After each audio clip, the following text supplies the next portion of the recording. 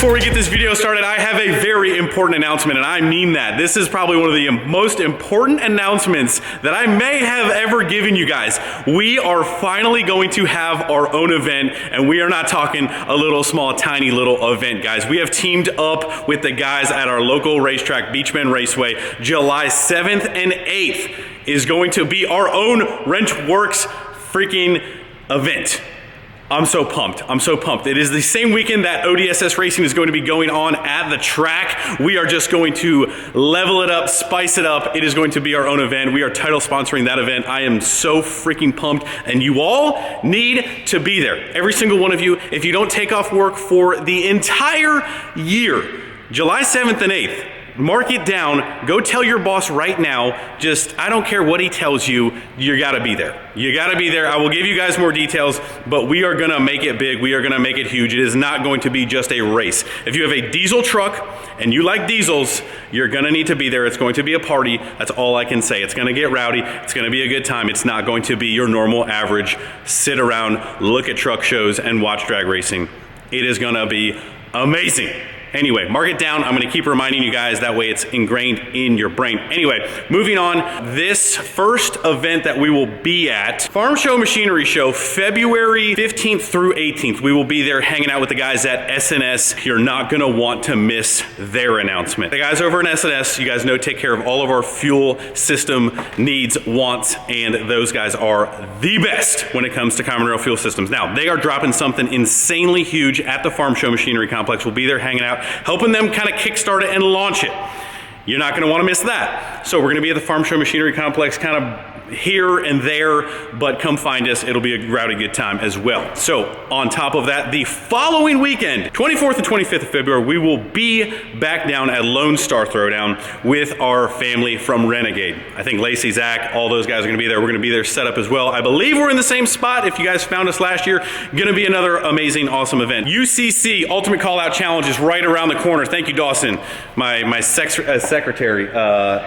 I never said that. Anyway, guys, if you were to buy UCC tickets at the gate, like y'all slackers probably did, and you didn't buy your tickets ahead of time, right now, they are the cheapest that they will ever be, roughly half off. 65 bucks at the gate. They are 45 bucks online right now. So you go to UCC tickets or something, whatever, I'll put the link up here, but you need to use code FIREPUNK when you get those tickets. Saves you another $10. Now, what that also does, guys, most people don't understand Ultimate Call Out Challenge has two different sides of it, right? So you've got the ODSS racing side, which kind of takes part within UCC. That is like our main organization, our main event that we have been invested with and have been doing for a very, very, very long time.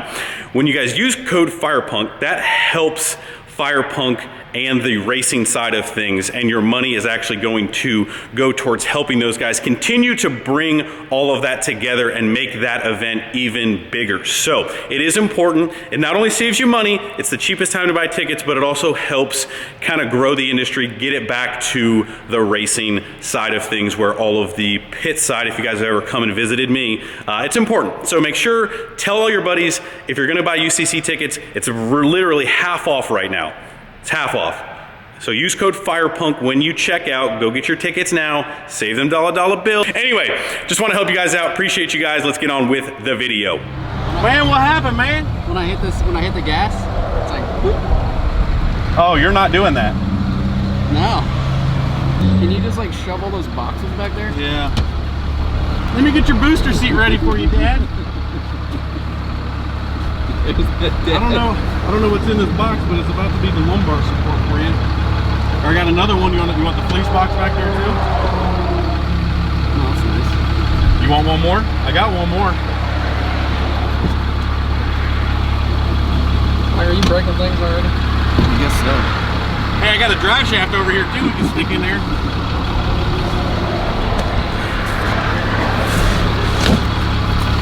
We have options. That's too much? Well, no, that's good. I don't even know what's in that box. Oh yeah, we're good.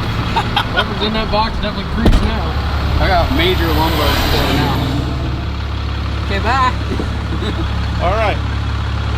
Good now? All right. Great way to intro the video. We're already fixing things. I think that was I'm him. gonna call the other round. That was you. Probably those size 13, 14s, you know what I mean? Oh, I guess man. technically I was the last one to drive it. No, you guys were. Yeah. I'm still in the clear. Mm-hmm. Sure. All right, guys. Well, if you watched the last Shorty video of us going to pick up the truck, I kind of wanted to do like a separate little intro into the family because this truck is not going anywhere. There has been a lot of people questioning if this is going to be the next giveaway truck, and I'm just going to write on the video, this is not going to be the next giveaway truck, guys. We're doing this whole like big kind of intro. I want to share the story with you guys because this truck I feel like has a very long journey with us. We did buy the truck to kind of get involved with a certain specific thing, which we'll get into, but I want to go through the story of the truck and some details and kind of show you guys, showcase where it's at now, where we kind of plan to go, and just kind of give you guys the story and the background of the truck because it has had a life for sure.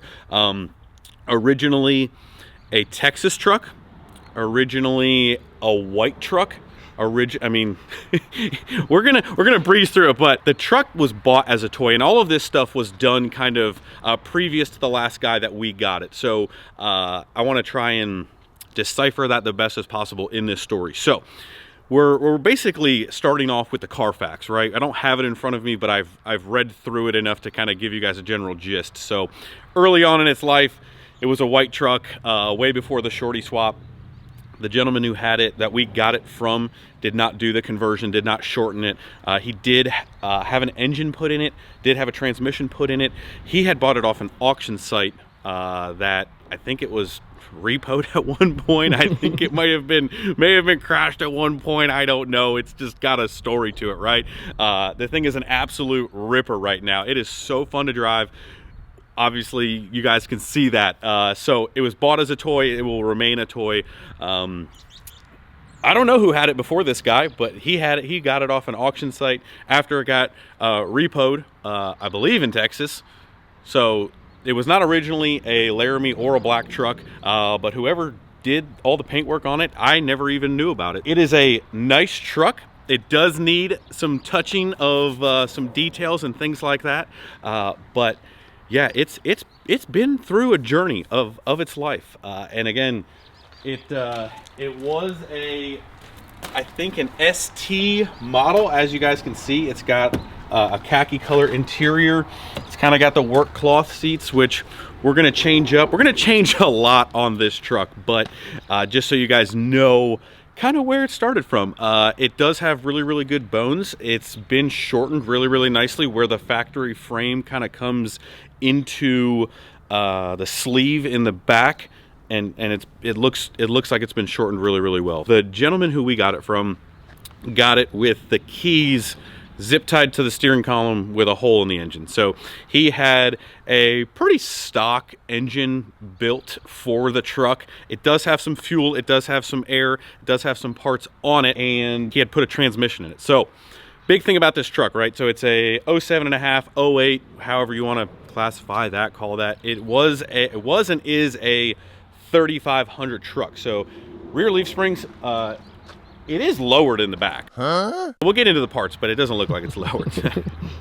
Right? It is a 68 RFE truck. That probably either shocks most of you guys or not what you're expecting, or maybe you don't love the truck as much. That actually adds to the spiciness in my opinion. So, you know, we like to try to break every single record in the diesel industry, right? So there is some 68 RFE records out there, horsepower ET, that have been out there for a little while. The 8th mile ET record is a 653. I forget the gentleman's name. He was on Fire Punk discussion page recently, but not a small task by any means with a 68 RFE. Dallas Penn, formerly of Red Horse, I believe it's 1616 horsepower through a 68 RFE. We're gonna jump into that game a little bit, maybe not right away. Obviously we have a ton of other builds going on, but I couldn't help myself. I've always wanted a Shorty, and the fact that it is a PXR Laramie Shorty, I just had a hard time not really wanting this truck. So hard time or hard on, you know, it's the same difference, right? Bricked up all around for sure. But yeah, that's kind of the general gist of the story. It's It's been through many owners, it's been traded, it's been all over the map. I have no idea of its history in Texas other than the Carfax is fairly interesting to say the least. It's got an engine in it, nothing crazy on the engine. Like I said, it's got a set of 100% over injectors, a single 12 mil pump, some basic stuff, 472 turbo, and I believe a smaller trans shop put together some bits and pieces for the transmissions. I don't know what it makes for power. I do know of a gentleman. This bird. Hey, trying to film a YouTube video. Thank you. Oh, he's going to be talking. So hopefully your ears don't listen to that the whole entire time, because we ain't stopping. Anyway, I might know of a person who may have a dyno that we can see kind of where it's at. This is exactly how the truck has come. We didn't tint the windows yet. We didn't drop the rear even more yet, but this is exactly the way the truck's come. We're gonna get rid of the wheels and tires. We're gonna change it up a little bit. Some OG BMF wheels. OG. The people who really love BMF wheels, I mean, I don't know where you're at, but... Holla at your boy. Holla at your boy, whatever Nashville said. Bro. Hold on. All right, I'm not sure why the bird just happened to fly away at that very specific moment, but we went ahead and took care of that for you guys. Michael, don't worry, I got the birds away. Got one?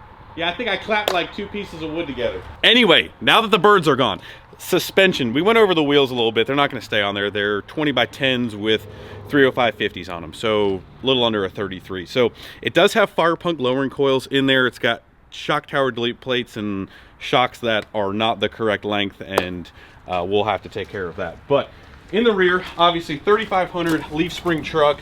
It does have all of the blocks underneath removed, and it's got drop shackles in the rear. So we're actually going to need to go to either 2 or 3 leafs to drop this thing down. As you can see, it's kind of got the 3500 suspension stops there, which are doing absolutely nothing. So it's like a lot of like cleanup work, so to say. Needs new shocks. I'm not sure if you guys saw in the last video, we pulled the front drive shaft out. I'm not sure if the front drive shaft's out of balance, or even the angles of when it was shortened aren't a little great, because it still has a vibration to it. And yeah, that's kind of where it's at. We don't have a tailgate for it yet. We need to get a tailgate. You know, bed line. You ordered one, bro. I did order one. There's a secret place. We're gonna fill you guys in about this whole tailgate thing, because I'm still not sure. You know, we're not getting scammed or something there. Let's pop the hood. Pop the hood. This is not going to be a dedicated race vehicle, anything like that. Obviously, it will go down the track. It will. I mean, I told you guys. You know, we got some horsepower goals. We got some track times to do. But Michael said that he will love it as long as we leave air conditioning in it. So nothing super crazy besides, you know, a couple coolant leaks, you know, a couple things. Anyway, it's a 6.7 truck. Honestly, was another huge reason why I was really attracted to the truck. 6.7 Cummins the world on this bad boy. Again, a 472. I don't think it's anything crazy. I think it's a cast wheel Charger. A lot's gonna get changed. A lot's gonna get rehabbed on it. A lot's gonna get changed. But that is the general gist and story of the truck, so to say. I want to tear this thing apart down to pretty far right now, and I refused until we made this video to kind of give you guys the introduction of the truck into the channel, into the family, let's call it the family here, of black PXR units. And yeah, this is like the 05's maybe like little stepbrother, maybe. I don't know exactly what we're gonna call it, but you know, it's just kind of where we're at. It's gonna live a long, terrorizing life of just causing havoc everywhere it goes. To be completely whole lot more of what we just got done doing. Yeah, oh yeah, that's why this thing's like purpose built for that reason. I just wanted to kind of document where the truck is at now. That way, whatever we discover, unfold, find, build, it is kind of with you guys from the beginning. Let's get some battery hold downs. If you guys, I mean, you guys should watch the previous video, which we'll link somewhere up here to kind of give you guys the rundown beforehand. It's got an air dog lift pump on it that needs to get moved inside the frame rail and up out of the way. But yeah, overall guys, straight out of the box, we made it home 8 hours with the truck. has survived a Michael Cordova test drive, which honestly speaks volumes to where it's at currently. I'm just gonna read off a little spec sheet list here just in case I missed anything. It is a 07.5, 3500. It is 4-wheel drive. It is a short bed. Originally a Texas truck. Motor rebuild, 625 head studs, AirDog 165, 100% over injectors, 12 mil CP3 feed tubes, 472 83.9. The old big stick cam inner, valve springs, push rods, intake horn, and drop shackles, springs, 2 Mishmuta radiator transcooler. And that's honestly, guys, that's pretty much it. Like I said, it's got some trans parts in it, obviously, otherwise it would have absolutely grenaded itself by now, which it could be in the process of doing right now. But don't worry, we will take care of that. Yeah, but that's, guys, that's honestly, that's pretty much it. Just wanted to document it. Like I said 30,000 times, there you have it. Stay tuned for some absolute fire Shorty content, but the Shorty is here to stay. I'm super pumped. That is going to wrap up this video. Make sure you guys stay tuned for the next video coming at you very, very soon. We'll see you. Hit the like button if you guys are pumped for the Shorty. We'll see you guys next video. See ya. I mean, honestly, like, what's there not to love it? Like, it pretty much already has the package, right? Lamari, Cal hood. Like, how could I say no? How could I say no to this thing? If anybody out there's got a khaki color business center console, get at your boy. Here's the dilemma. So you got a 3rd gen, 06 to 09. They had khaki color interiors and that gray interiors. There was no black interior. Now, seeing that it's a single cab, what do you do with the door panels? Because you can swap a dash from a different truck in it. Yeah, you could go custom, you could go crazy, but I feel like for the most part, you are pretty stuck to deciding whether you're going to be sticking with khaki or you're going to change the whole thing to gray, which I'm not real. I like the khaki, but a lot of seat options you're going to black. You can't like do a full black interior with, I don't know. I need some interior help with this thing as well. So I'm not sure, but I'd like to do some black with the khaki, with a business center console. I think that would be the best, because there is some black accents throughout, and you could like PXR match the black accents and then do black seats, and then you'd have like black and khaki. I don't know, it's kind of my thought. Obviously we have to fix the seat, because if you're not up against the back, you're SOL. Oh man, what a unit. What a unit. Okay, we'll see you on the next one, boys.